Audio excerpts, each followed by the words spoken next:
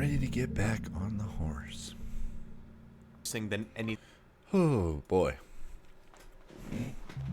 So, a couple days ago, Urik made another video. This time talking about Omori. We're not going to get into spoilers of Omori. I haven't played Omori myself.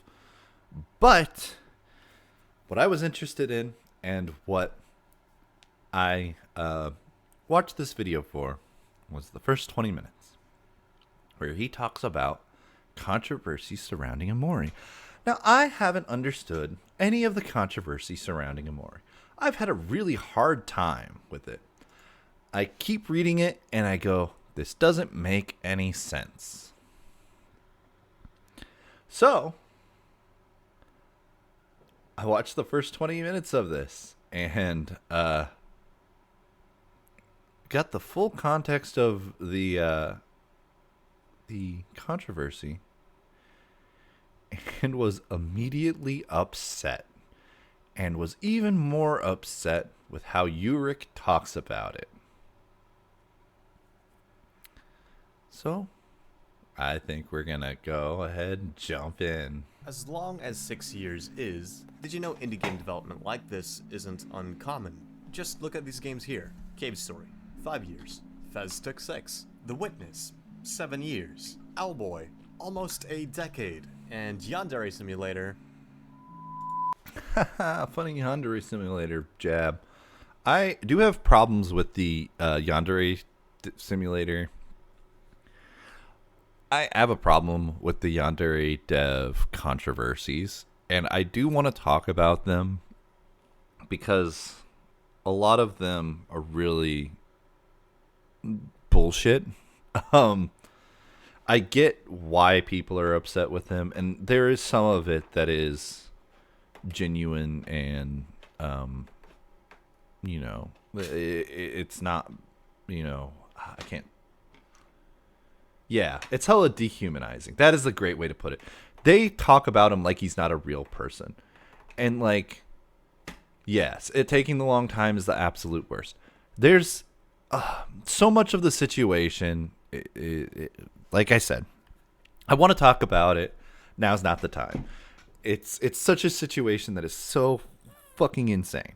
But the time argument everybody has about any video game sends me through the fucking roof. I'm like,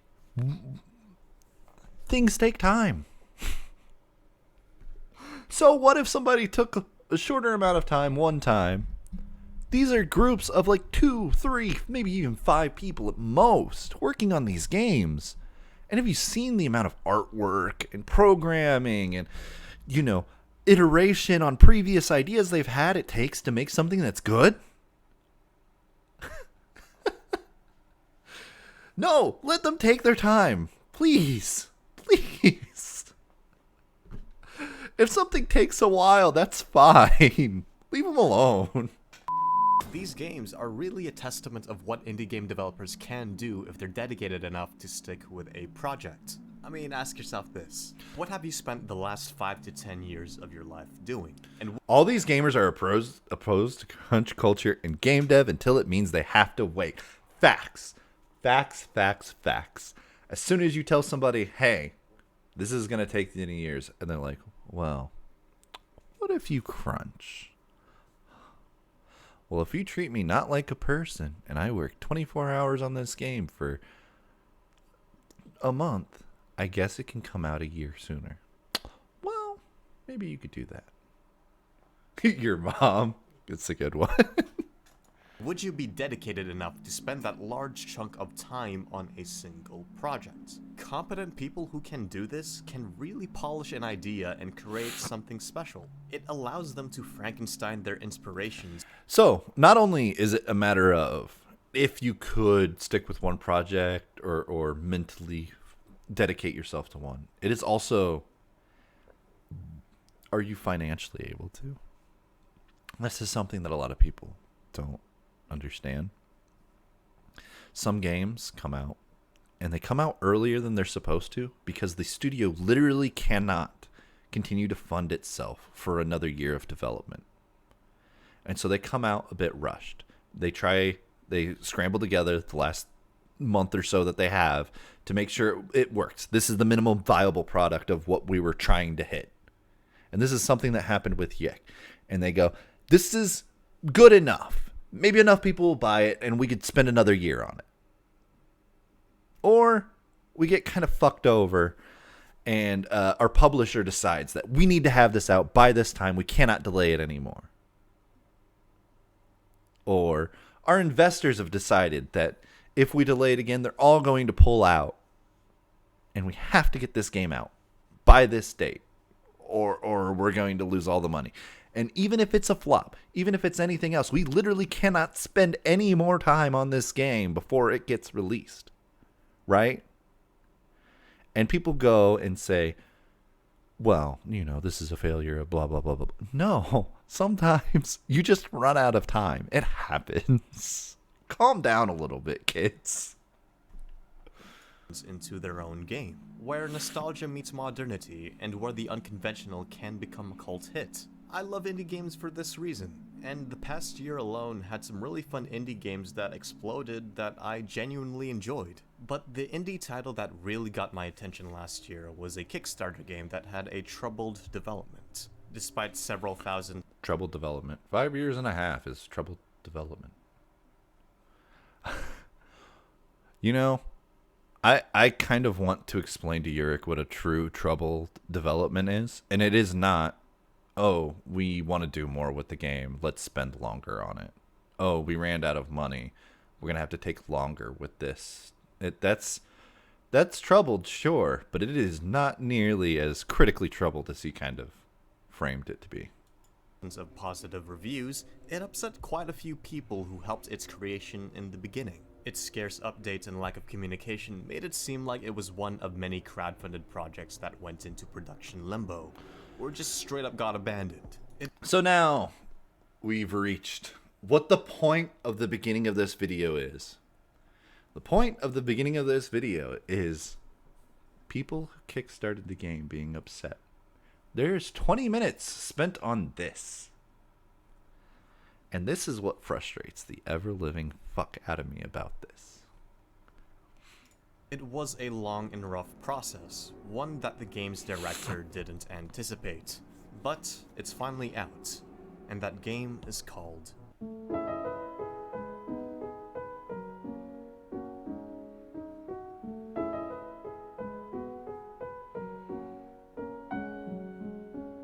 Hikikomori. It's a label given to someone who suffers severe social withdrawals. They're people who isolate themselves to the point of never leaving their home, be it months or years. It affects hundreds of thousands of people in Japan alone, and reasons as to why people retreat from society can range from aimlessness in life to more traumatic events and mental health reasons. And the protagonist in Omori is one of them.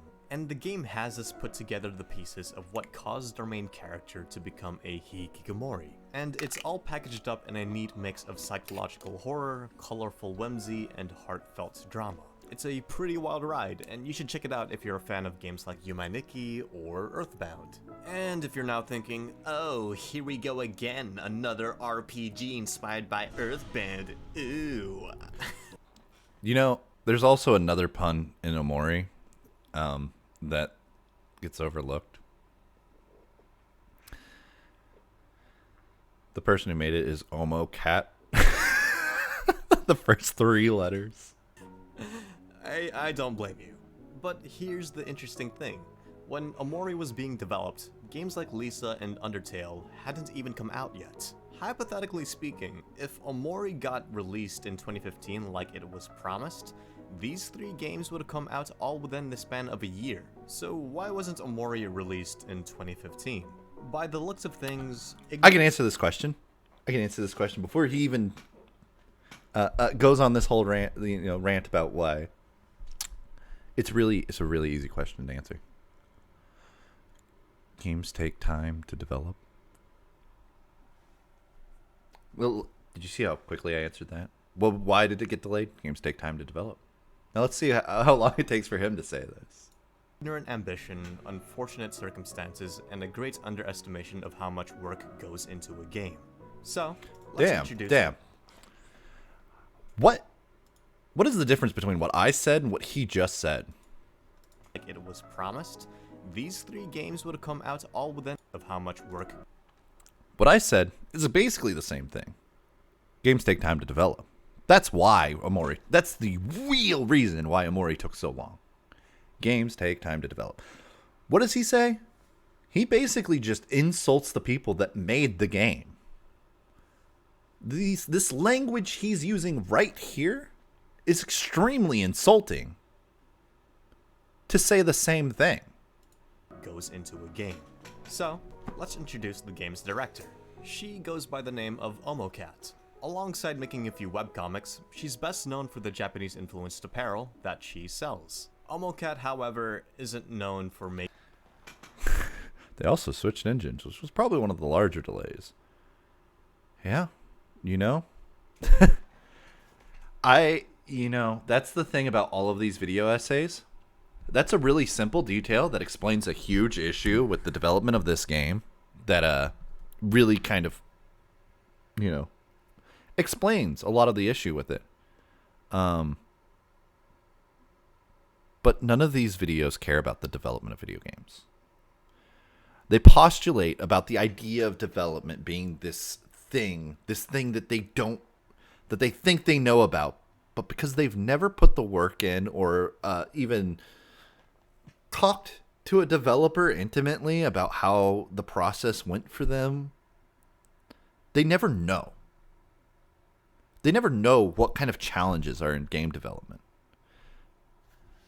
They don't understand what actually goes into making a game. And while that's fine and you can talk about the end product, when this video is going to go over a lot of the things about the development, when you talk about that and you don't understand what goes into the developing a video game, you misrepresent the entire thing. You're out there making an argument about something you don't understand.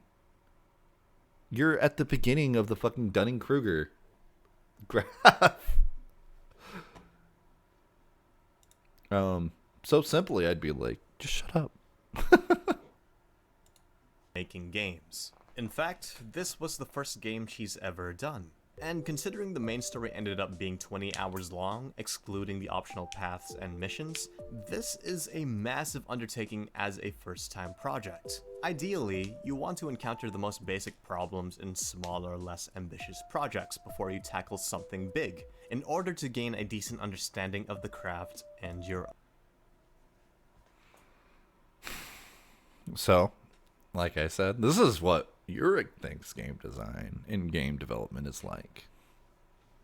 Because if you know anything about developing a game or have worked on any kind of game, you'll quickly realize that this isn't exactly how it works. Own abilities. And if you don't, your ignorance will be creating a harmful optimistic projection of what you think you're able to do. Just look at this game made by Adam Butcher, who has worked on Tobias and the Dark Scepters since he was 13 years old. Production began in 2001 and ended in 2014. And it looks like this.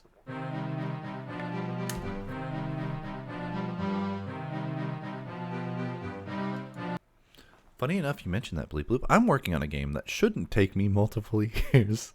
Fingers crossed.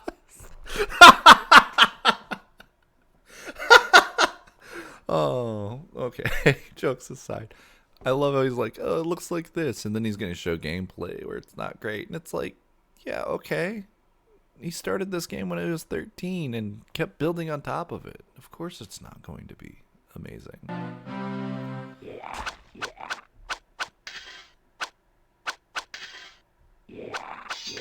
Maybe your expectations shouldn't be... Maybe you shouldn't go into art expecting anything. I don't know what to tell you. Your expectations shouldn't be about the price of a game or the time it took to develop the game or who's involved with the game specifically. You should look at it for what it is. This was a game, his first game, that he started when he was 13, that he had the idea of. It's not going to be great. There might be really cool ideas underneath, but they're not super well developed. And I love, like what Boat mentioned with the ambition and the overall optimism of what a game could be. But unless you're really involved with how it's going to be, and like you have a direct, focus, and what it's supposed to be at the end of the day, or a clear vision of what it's supposed to be at the end of the day, you're going to spend a lot of time doing whatever. I'm sure with this guy's work, he probably had a good idea to start with when he was 13, and he started working on it, and then later he's not really developing it, more so as he's adding little bits. He's going, I kind of want to see if I can do this with it. Oh, okay, let's see if we can do this with it. Why isn't this Dark Souls? Yeah. Also, started making this game when he was 13. It's not going to have production quality of anything impressive. He doesn't have any money to hire anybody. Sure, when he got older, he could go back and rework all this shit if he really wanted to. But maybe at that point, it's better to just start working on something else.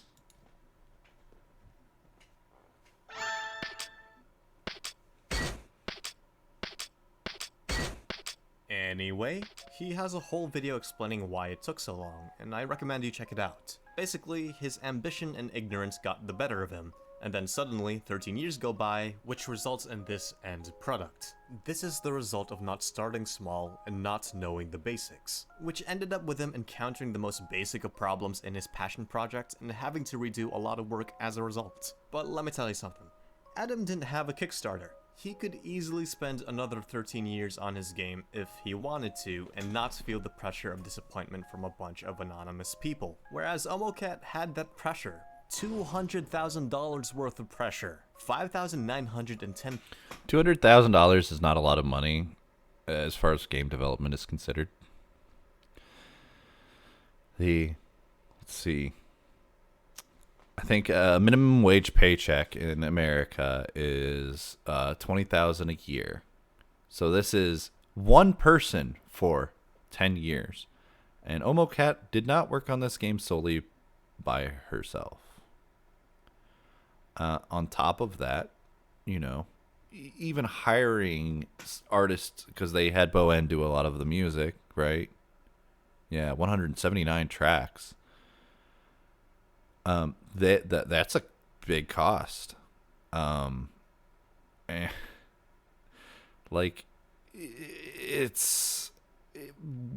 That's not a lot of money. Like, you think it is on a it would seem like it is, but it isn't when you're really considering years of working on something. With so many moving parts and so much artwork. And that's not even just saying like straight up artwork. There is Slime Girls. Slime Girls is a big name too. But like, you have the artwork, you have the graphic design, you have gameplay, design, programming, you have music, you have sound effects, you have and it goes on and on. All of this stuff that needs made first, play tested, and then most likely made again. And to even think that this is a lot of money, sure, but this isn't that much when you're considering how much stuff they have to do in order to make a game. People backed Omori. Especially when you see what is it? Grease. There was one video that compared Grease to Yeek. I'm trying to find what the cost was of Grease, because it was absolutely insane.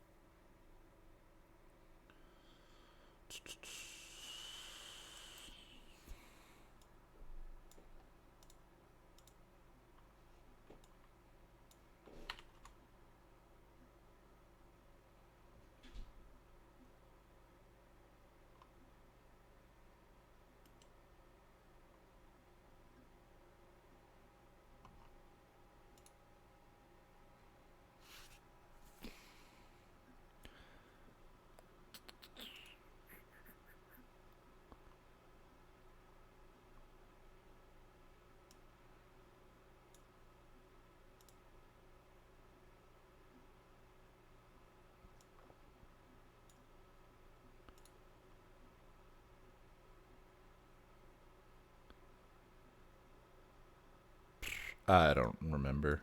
But look at the actual production budgets of some of these indie games that you hold in high regard, and you'll realize that they're much higher. And especially like some of the Kickstarter ones get a publisher in the middle of development and get even more money. And then they sign deals with platforms to host their game and get more money in order to develop the game itself. This isn't a huge amount of money.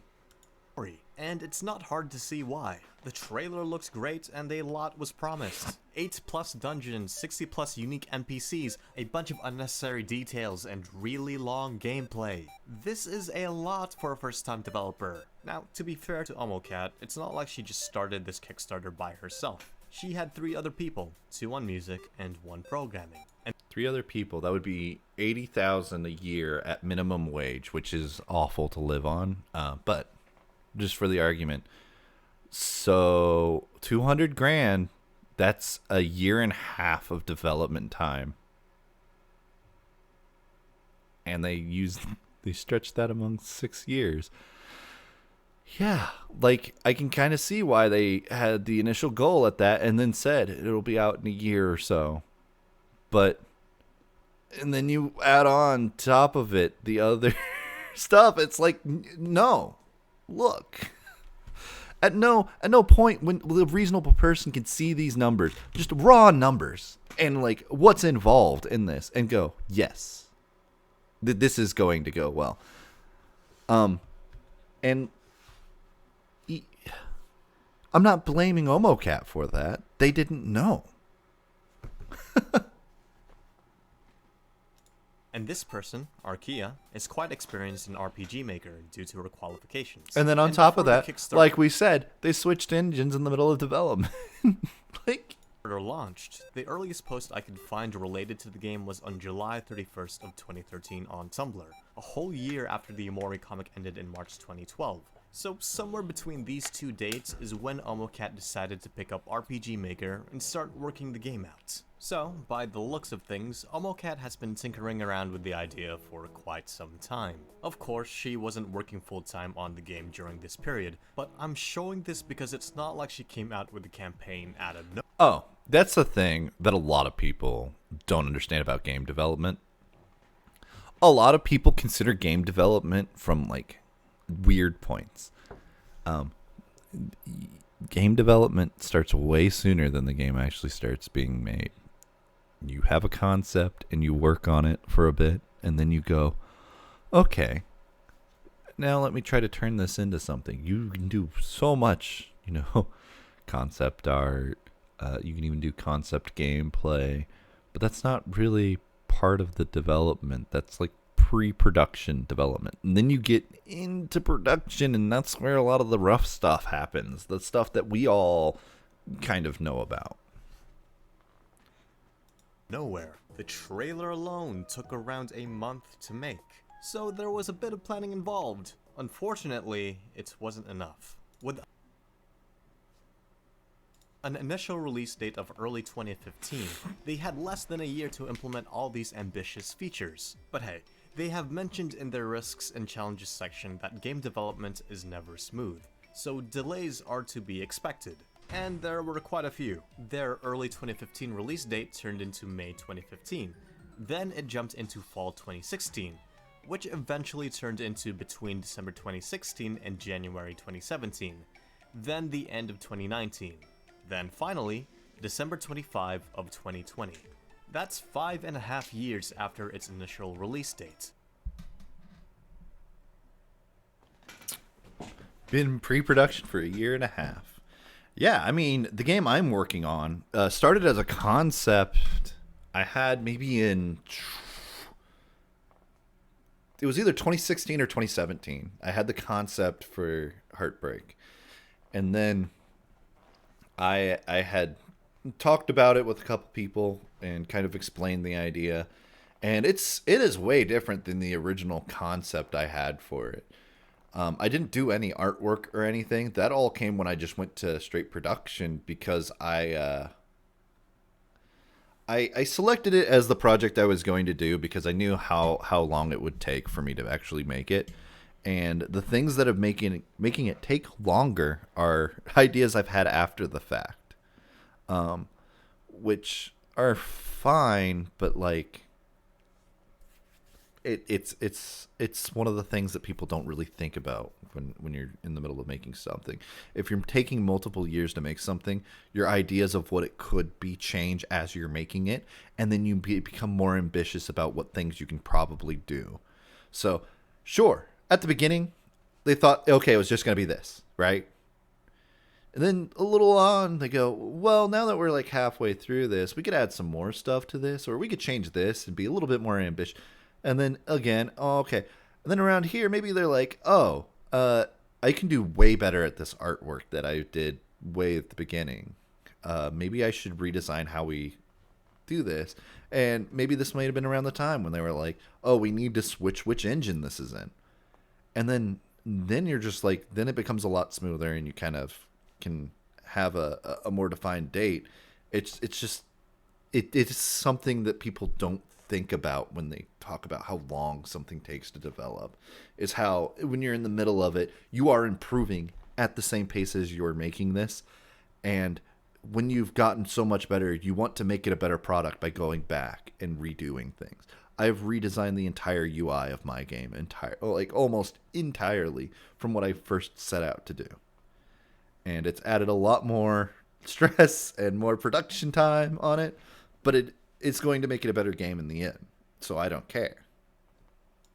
Now, understandably, there were a number of Kickstarter backers who were quite pissed off about these delays, and I bet none of them would have thought that it would take this long, and Omocat probably thought the same thing. We as people, unless we are tracking our own hours, are pretty terrible at estimating and managing our time. People who thought they watched 15 hours of TV per week... So, more or less, this argument it seems he's making is that, oh, this person was just lazy and didn't work on the game as much as they thought that they could. No, it's that this person never worked in game development, and just like you, they think that it's a lot easier and a lot more straightforward than it really is. We're actually watching 28, and people who say they worked 60 hours per week were actually working more like 44 hours. And these are activities that we are very familiar with, and even experienced game developers often push back their dates as well. So when you put this into perspective with someone who's never made a game, who wants to make a massive project, the likelihood of getting the date right is awfully low. And sure, Owocat may know what she needs to do, but knowing how to do it is something I'm sure is out of her skill sets. So you need people to help you out. And what initially started off as a team of 4 ended up growing much larger by the release of the game. Wow. Look at all these people. Can you imagine how much money that costs? I can tell you it's a lot more than $200,000. Whew. Because if you want to implement a lot of things into your game within a reasonable time frame, you're going to need a lot of man-hours to do the work. And you also have to take into account the unexpected stuff too. The game engine having to be switched alongside some broken plugins created massive delays. You can read all about it in the January 2017 update. In short, it got really messy. Regardless of the reasons for the delays, backers will unfortunately be less understanding as time goes on. Especially when these delays make some of the stretch goals obsolete, like the 3DS version of Omori that was supposed to come out.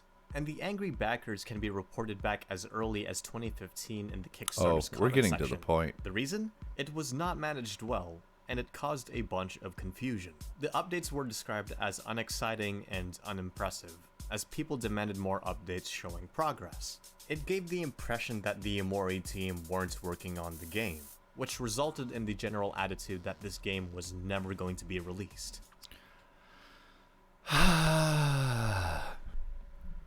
See, this is something I kind of want to let it play out, but like, why are you focusing on this? Why are you letting these people who the game came out, right? Objectively speaking, you're wrong to have thought that the game was never going to come out, because it did. Because it takes a while to develop a game, and you didn't account for that, and the person who ran it didn't really think about it as much. why does that mean that you can, why does that make you think that you can think that the game's never going to come out? Should they have updated more? Sure. 2 Kickstarters I backed, Knuckle Sandwich and Other, they really sit there and they go and tell you, like, every month, they're like, hey, this is where we've gotten so far. And I've really appreciated that, but I don't need that. I know the game takes a while to develop. Like, it's cool. I think it's great because they're tracking their progress and letting people know what's going on. But I wouldn't require them to do that for me. Because I know it takes a while. And sometimes you go, well, we have to switch engines because otherwise part of this game is not going to be possible. And if you told me that, cool. If you didn't tell me that, cool. Like, that happens. Half of Undertale's few updates were still working, I guess, LOL, and nobody talks about that. Yeah, I don't understand the idea that, like, what my problem with this is he is promoting a really toxic view of Kickstarter. Let's continue, and you can see that this just gets worse than this. So when something like a break for staff is mentioned for health reasons, it seemed like a joke. Archaea offers an explanation for the scarcity, and it's understandable. A month's work that gets done may not be visually enticing as an update. So yes. Praise be this. I added a whole feature to my game one day that I don't want to show off until the game's done. I want people to find this after the game is already released. So when I tell my friends, hey, I just did this thing, I don't want to tell them what it is. I don't want to say I just spent my whole day not even programming fully this thing, getting the groundwork and proving that I do it. Right? And then I go, oh, and now something really simple. I spent a whole day programming a new UI for my game. Not even the full UI, just one element. And it had a full 10 hours worth of challenge involved with how to make it work. And no, if I went and made an update and said, hey, yeah, I just got this one thing to work the way that I wanted it to, people would think that that's fucking stupid. People would think that I wasted that whole day working on that thing. Many days that I spend doing one artwork is not interesting for most people. It kind of goes, oh, yeah, really? You spent a whole day doing this? Yes! Yes, motherfucker! This shit's not easy. It takes time. So to go, yeah. And like some of this stuff doesn't get implemented. Like when I was saying, as I was making this UI, I was making the graphics as I was programming it. I programmed like the whole thing before I could even test it because I didn't have the graphics made for it. And when you have one person who's like the main artist of the thing, probably a lot of the stuff didn't have graphics at the time or had really placeholder graphics that looked pointless. And it's like, yes, it just doesn't look impressive. Yes, making sure, doing math to make sure that all of this works out the way it should. When you're talking about RPGs where you have to handle economies and level progression and et cetera, et cetera, et cetera. Yeah, there's going to be days spent on stuff that doesn't show anything. Hypothetically speaking, if there was a lot of work done, people won't feel appreciative despite the progress being made because it may not even look like effort. This makes impressive monthly updates fairly difficult. Also, Omocat liked keeping things a secret to surprise people once the game eventually came out. This ended up hurting them, because compared to other completed projects, Omori's update count was quite...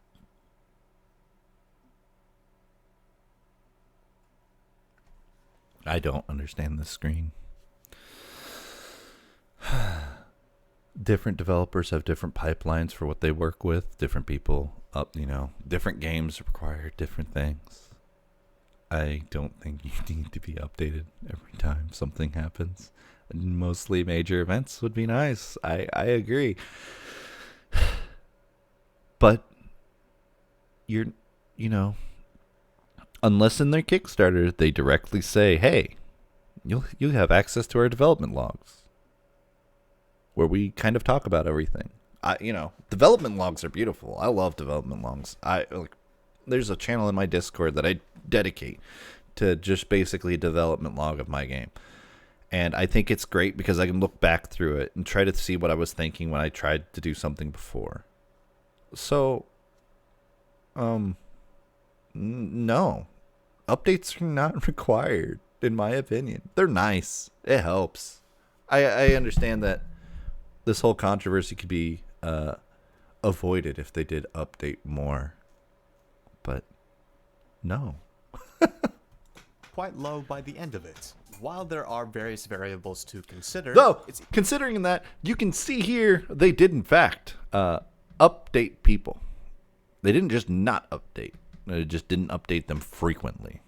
Easy to see why people got worried during these update droughts from a quick glance. So this unease had people try contacting the team and demanding refunds, and the responses were scary.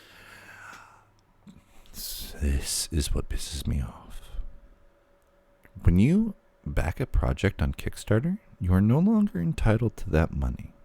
You're not entitled to a refund if the project doesn't go the way that you want it to. Backing on Kickstarter is an investment. You see, you're saying you're not a publisher. You're not entitled to that person's time. You're only entitled to if they promise a product to you. And if they don't deliver that product to you, then yeah, that's fair. But you're not entitled to knowing everything the developer is doing. You're not entitled to their life. You're not, unless they say otherwise. Like, that's the thing. You're not entitled to anything about the game. You're not a publisher. You don't own anything about the game. You're not entitled to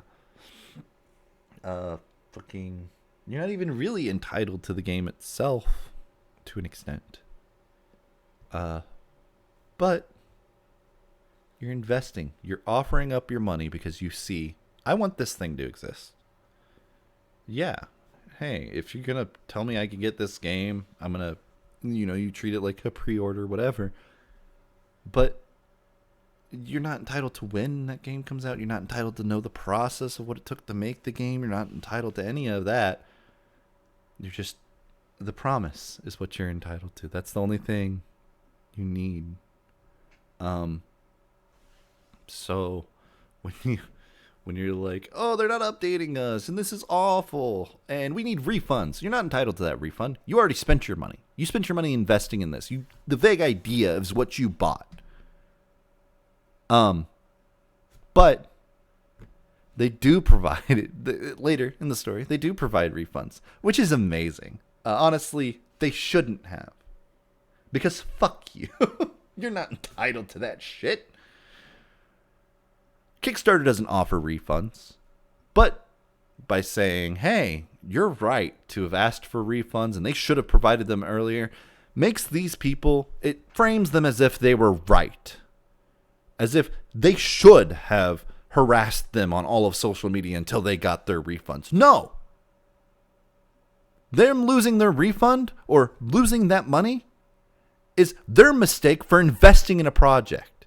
They are not entitled to that money in any way. They're not entitled to anything else because they invested into this idea through Kickstarter.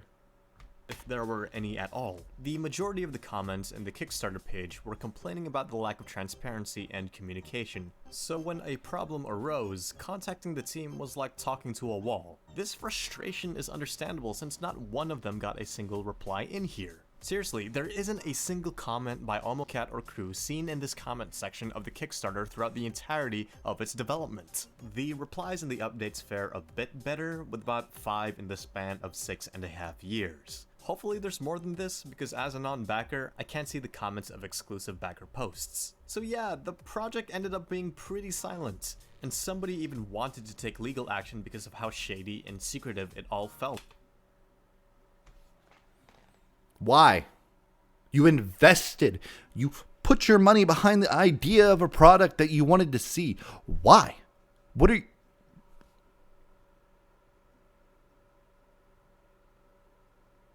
No. You idiot. You're not entitled to this shit. Do you not understand what a Kickstarter is? Do you not understand what a crowdfunding campaign is? Do you not understand what an investment is?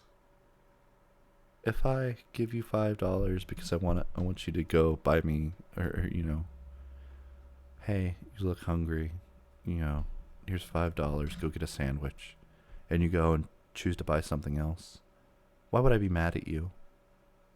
If I wanted you to have a sandwich, I would have just bought you a sandwich and given it to you.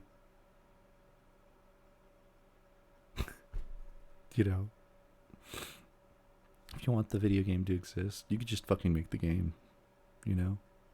But no, you wanted this person to make their game.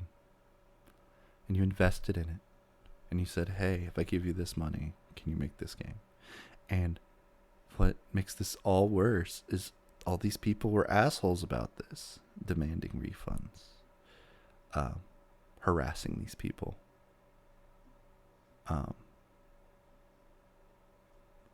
Surely he could have, yeah. But you're saying they're right because they didn't communicate enough. And it's like, yeah, cool. But they're not right to treat these people this way because they want a product from them. No, that's not how it works, my guy. I'm sorry, that's not how it works. You don't just get to harass somebody because you give them the money. Calm down.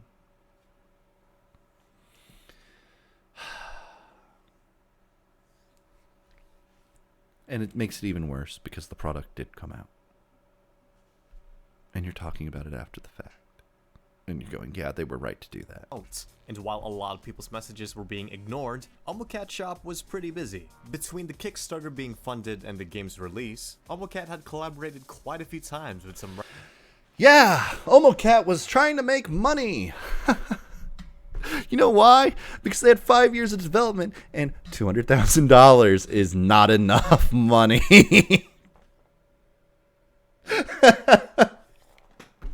It just makes sense. It makes sense when you give the context for it. But no. Recognizable brands. She even had a pop-up shop featuring the latest demo of Omori. It was open for anybody to play, while the people who backed the project didn't receive the demo when it was going on. At least they tried getting the demo out to the backers before the event, but for some reason they couldn't. And when they eventually sent it out months later, quite a number of people for some reason didn't receive it. You know what the reason was?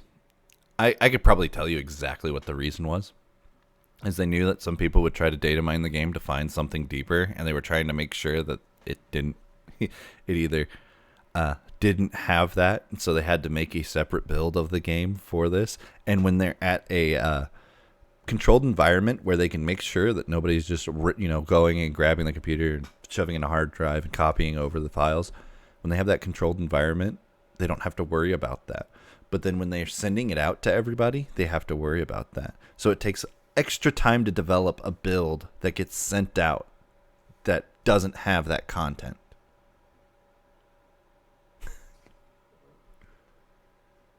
It might have been in the spam folder. Regardless, this just adds fuel to the fire. I've interviewed a handful of backers about their experiences and asked if they ever tried contacting the Omori team. One backer felt like doing so was pointless since they saw a crowd of people complaining without any answers. And another who actually did send out a refund request, but never got a response.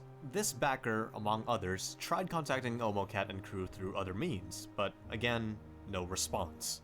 And this is Kickstarter's refund policy. It's completely out of their hands. So you had to go to the people manning the project. And this silence became concerning. The belief that this whole thing was a scam became a lot more prevalent. Even one of the backers expressed this to me. They had pretty strong feelings. And I agree. It's refuse to give people their money back. But there was a refund period. And also, you're not entitled to that money because you gave it up in the hope for an idea of a thing. Care about the people who spent over hundreds and were left in the dark by the people at OmoCat. Cool. That's their problem, I guess. It's really scummy. No, it's really not scummy. You guys just don't understand anything, and you're not being empathetic. But yeah, Awful cool. that refunds weren't issued sooner. Omocat should be totally held accountable with how she and her crew handled this. And people thinking this was a scam? Definitely understandable. But fortunately, as awfully long as it took, the game did end up arriving. Despite the mishandled production and the word scam being thrown around, I'm willing to believe that Omocat had every intention to release this game. I just think that she's grossly inexperienced and unprofessional. She fell victim More insulting. to the planning fallacy, as her optimism and ignorance created a unrealistic release date. And while it made backers excited, it didn't prepare them for the greatly postponed release and the damage that came with it. And the silence made the frustrations even worse. Regardless, the game eventually did come out. And having played Omori, it's clear a lot of time Yeah, I can't really say anything because holy shit. This is the point where I made a tweet where I was like, holy fuck. Fuck this video. The whole beginning part, you know, it's peppered with little languages that I'm like, I don't like this. I don't like this. This is missing what's going on. This is where it gets worse. We've got, what?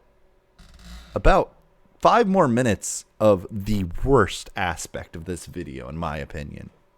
and care went into this game. If Omori didn't have that ambitious sincerity, you'd get a Mighty Number 9, or even worse, a Yogg Ventures. So if Omocat was more transparent about how she balances her work hours between the game and the shop, instead of leaving her backers in the dark, then this sort of speculation might have been greatly reduced. I'm not saying this will stop at 100.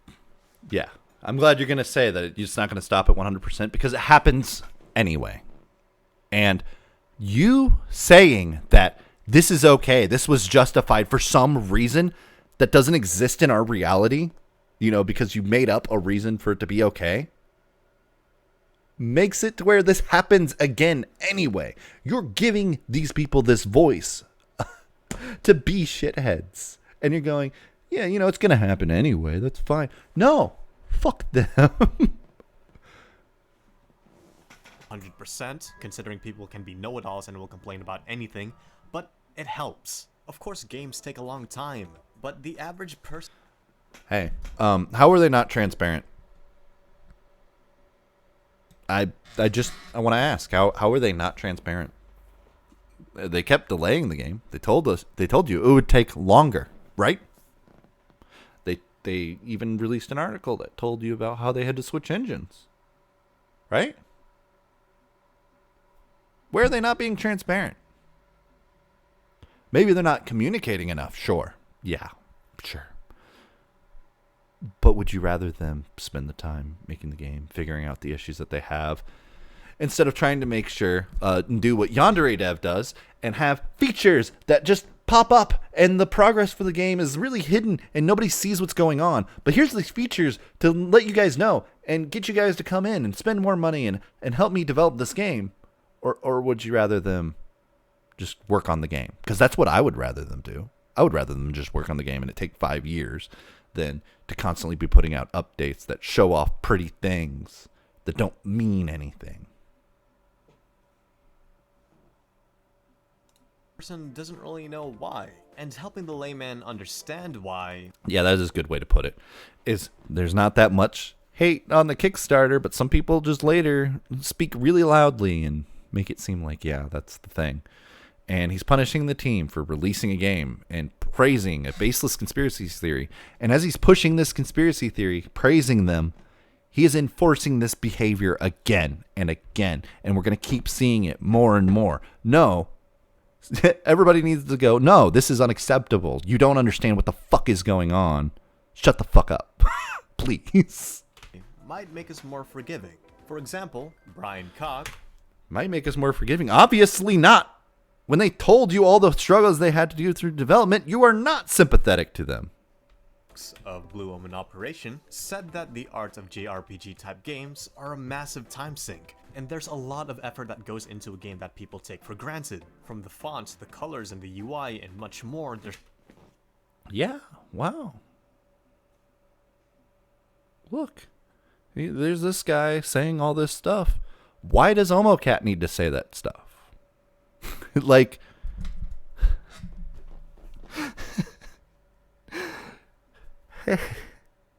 This is the problem I have with this and a lot of other complaints about things is they go, well, they could have told us that it does this. Yeah.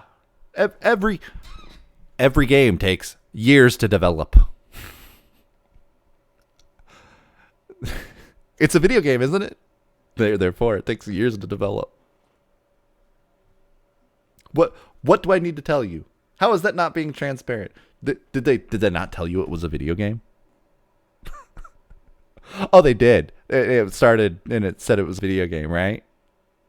And what do we know about video games? They take years to develop. They have a lot of moving parts. They got a lot of art and animation. Oh, so maybe we should all consider this stuff when we're talking about how long it takes to develop a video game, and when people aren't just talking about that all the time, because we know that's what it takes to make a video game. So why does everybody need to reiterate it? No, nobody needs to reiterate it. We know. There's so much going on than the average consumer thinks there is, and a significant amount of time is spent on polishing the game to make everything feel coherent and seamless. This part here is what makes a game feel like it was deceptively simple to make. It's hard work, and the more stuff you put in, the effort and time required to polish becomes exponential. And considering how art-heavy Omori is, alongside the amount of content there is to do, a lot of time and effort was poured into this thing. And despite this quote, I can't see the final version of Omori being done in a year. Maybe. Look, I'm amazed Omori got finished. I'll say that right away. Maybe if it was the game that they initially showcased. But I think Omocat's passion wanted more than that. Less of an Earthbound clone and more of something that she could call her own. And let me be clear here. Passion alone doesn't absolve her of her ineptitude. A passionate person Ineptitude. doesn't automatically mean they're good or competent. Incompetent. Shut the fuck up. They released the fucking game in a reasonable amount of time. 5 years for what Omori is insane. Like, please. Look at what you're saying and look at the product that they released. You're being a fucking dick and backing people that are being unreasonable. Despite good intentions, this was handled awfully. I think it was a poor decision for a project to be this large and ambitious. I think it was a poor decision to launch a Kickstarter despite never making a game before. And I think it was a poor decision to be so inept in your communication with your backers to the point that you ruined the trust of a lot of people who had... So let's see. These are the mistakes he believes are made. Overly ambitious. I don't think that's a mistake. Any project. I hate they made a good game. Yeah, that's the fucking worst part. They made a very good game. Fuck them. Oh, I have to laugh, otherwise I would cry. Overly ambitious. What is the mistake about being overly ambitious? Wanting to do something. And in fact, that they met that ambition. Where's the problem? It came out. Where's the problem with the ambition? Okay. Kickstarted a game despite inexperience. Sorry. They had somebody that was a coder working alongside them. And they expected it to be a lot simpler, obviously. But why is that their fault? Why isn't that the people who funded it's fault? They should have saw the project, looked at it, and said, these people aren't that experienced. Maybe I'm not going to spend my money on this. It's going to take them longer. Why is it the fault of the people that were trying to make the thing? No, it's the fault of the people that funded it. So, good job.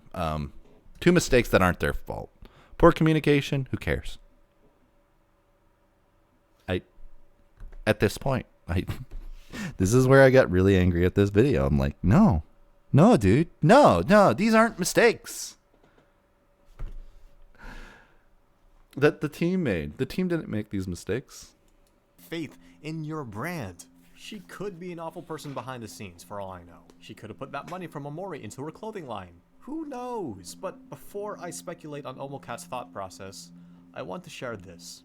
24 days before the Kickstarter ended, Omocat posted this. It is very important to me that this game is made in RPG Maker.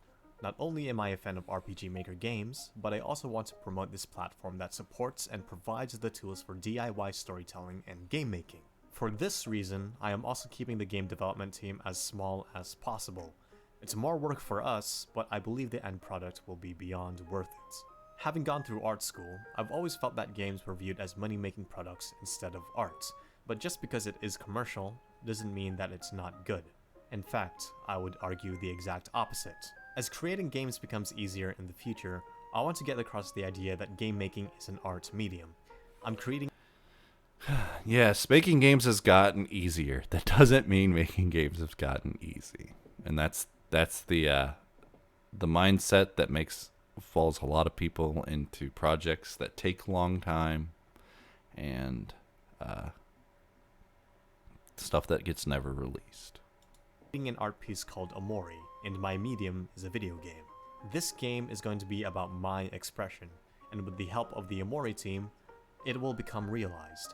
I can't wait to show you all the final results of our labor of love. Alongside this statement, she also mentions that Omori started out as a personal project, and it helped her out with a lot of problems during a confusing part of her life. And since this game features themes of bullying and lashing out at the world, something that she's all too familiar with, I'm willing to believe that Omocat's statement from 6 years ago still holds true now. Unfortunately, passion and the labor of love don't immediately equate to efficiency or proficiency. Passion can cultivate skill, but passion without skill or experience is just blind enthusiasm, and that has its flaws. So, here comes my speculation of how things went so badly. Omocat, naively, made this project way too ambitious. Too many things to implement, and too much work. But this is Omocat's passion project. This is close to her heart, and this will be the best thing it can be, no matter what. And she wanted to promote a DIY way of storytelling because this was her art. But she bit off more than she could chew, and the expected release date had to be delayed numerous times. For the sake of her health, she had to hire help. To hire these new employees, this required extra income, and $200,000 is only so much runway for more than a 4-person team. Which technically wasn't $200,000 because Kickstarter takes a cut alongside tax. So, when that money ran out, Omocat had to set aside some time for the shop, which probably grew more busy and required more of her attention as it grew too. And as the years went by and Omocat had to juggle 2 things at once, her Yes, this video is very, hey dumbass, you should have known how to make a video game before you made a video game. It's your fault for trying to make a video game. Excuse me? What? Hello? more public business made it This look like this is legitimately worse. No, I thought I was like, okay, look. I love Urik's art. I love the way his videos are produced. They're really pretty. And he talks about a lot of things that I find interesting. I like Life is Strange. I like Yik. I like, Lisa, all these kind of games. And so I was like, oh, maybe it's just a matter of he got swept up in some stuff, or he didn't really get the point of this, or whatever. And I just need to wait for the video that I click with him as a creator. And I'm waiting for that. And then I see this, and I'm legitimately angry with him. I'm like, no, I don't even like this guy. Fuck this guy. He's reinforcing really toxic behavior within this space. He is going after these people, insulting them constantly, when all they did was try to make a video game. So, no, I fucking hate you right now. You're a piece of shit. You're worse than Alex.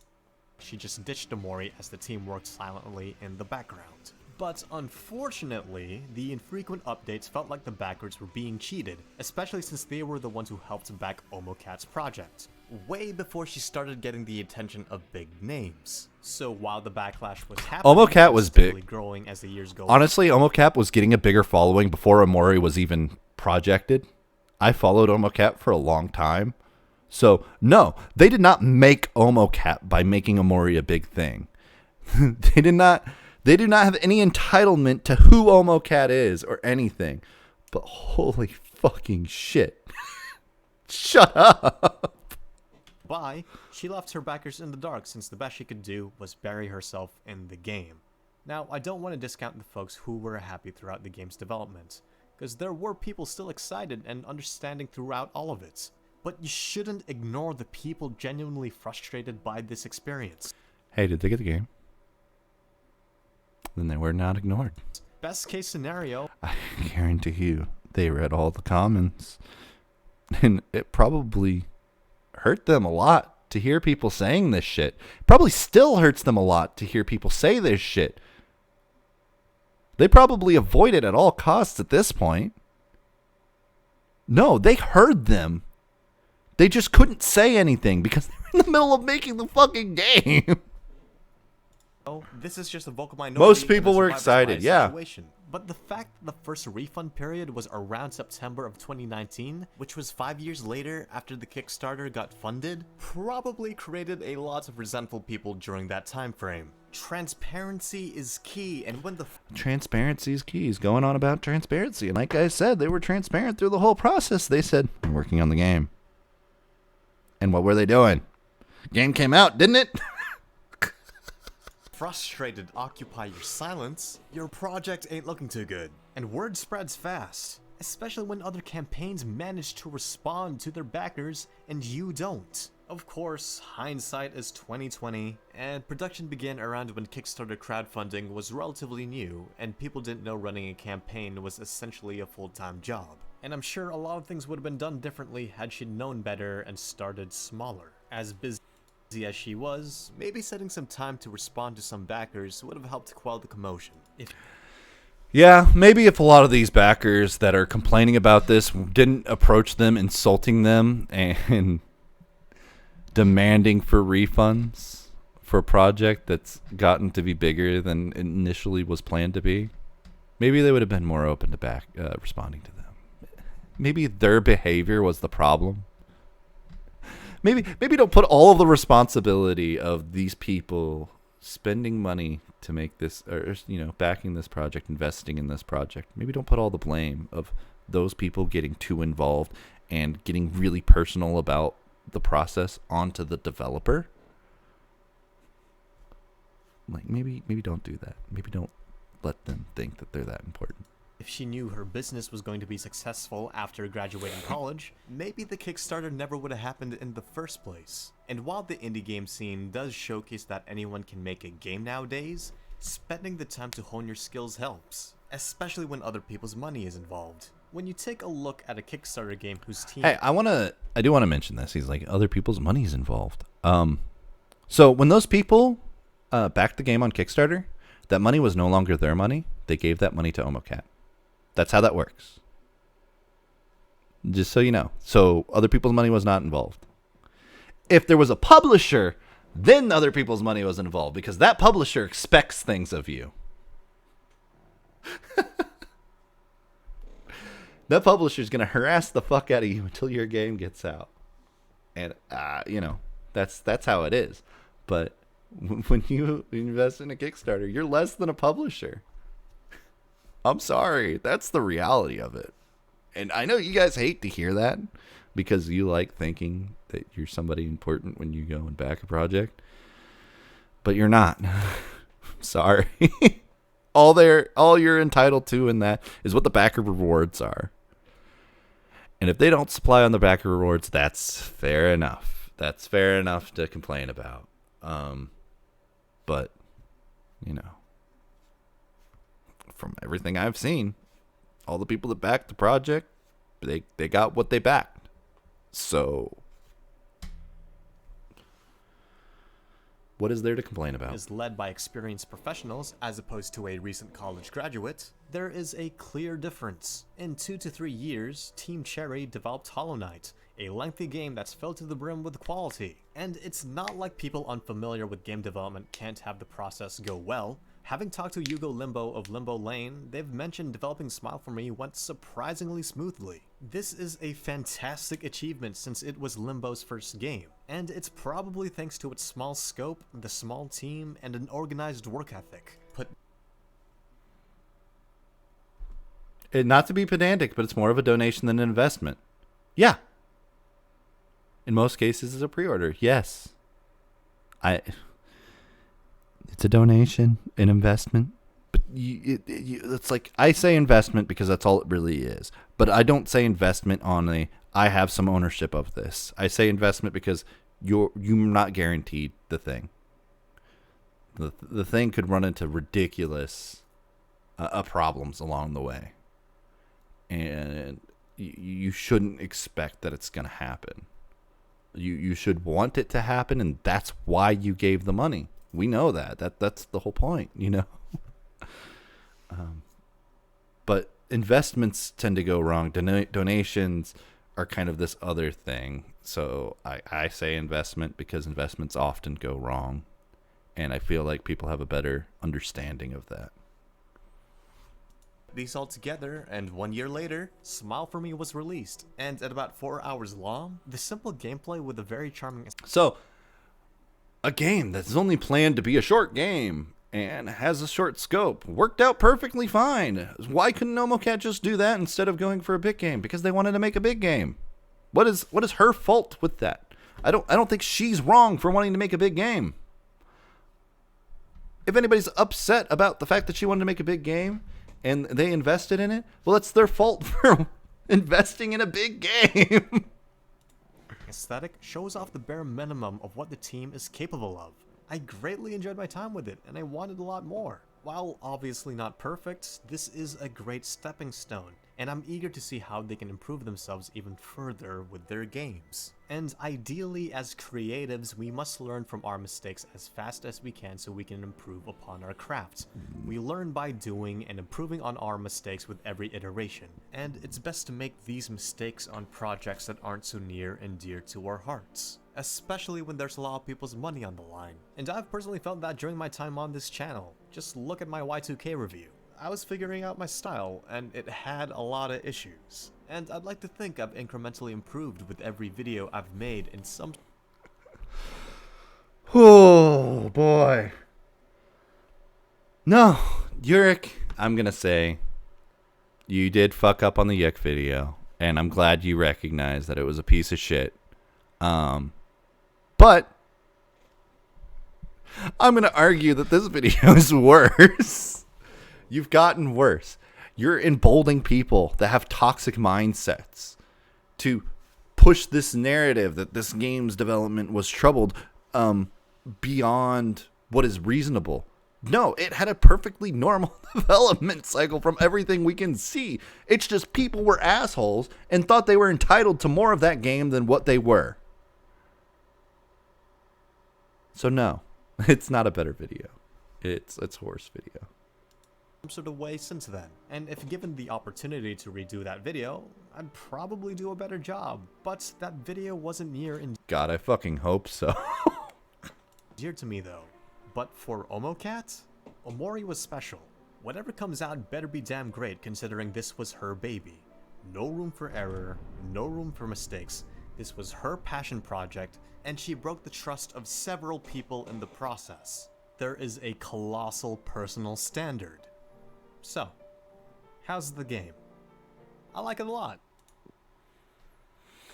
And that's where I'm ending the video, closing this shit. Fuck this. I hate this shit. Anyways, that is more or less how Urik Salad Bar misrepresents an issue on 2 different games. Oh, yeah, that's open image in new tab. Let's get this full screen. That is how Urik Salad Bar misrepresents an issue. 2 different games. Several. There's so many issues with how he talks about both of these games. With Yik, he misrepresents what the character is supposed to be. He misrepresents what the development was like. He also misrepresents like so much. He misrepresents what it is. And with Omori, he misrepresents the entire development. And he tries to make it that these people that were upset about the game's development were right. When they're over-involved, they're expecting something that is unreasonable of these people. and he's acting as if it was okay, that this was a good thing for both of these games, or that it's an objective truth. When in reality, no. You're just being an asshole, and you're emboldening people to be more assholes. You have brought more negativity in this world than you set out to do, and you don't realize it.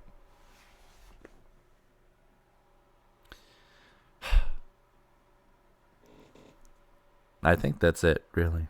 Like, I'm so disappointed and frustrated at these videos. You actively made people. You made it seem like you knew what game development was, and you don't. You acted like you're being sympathetic when you're not. You've given this message that it's a good thing to go out and harass people. Objectively speaking, that's what you told them. You said it's fine for you to harass creators when they're not responding to you, because they're not working as fast as you expected them to work. And I'm disgusted by it. You can go fuck yourself, Urik. I wanted to speak with you. I was hoping that you would engage with me and we could discuss these issues, but no, you don't want to. Probably because you don't want to grow as a person, if I had to take a guess. Either you didn't see it or you ignored it because you thought I was just going to bash you. I'm not here to bash you. I think you make great artwork. I think your videos are well edited. I think where you fail as a video productionist or as a video essayist is that you are unempathetic to any of these games. You don't choose to understand them in any way. And you push this narrative of how games should be developed in your opinion. And that's entirely toxic. You are neglecting to understand these artists at all. And what makes this worse, in my opinion, is that you have a following out to do this. You are pushing this narrative to people that are making them more ignorant to how things actually work. And it's extremely disappointing to me. All right. This has been 3 hours, so I'm sorry. I'm glad some of you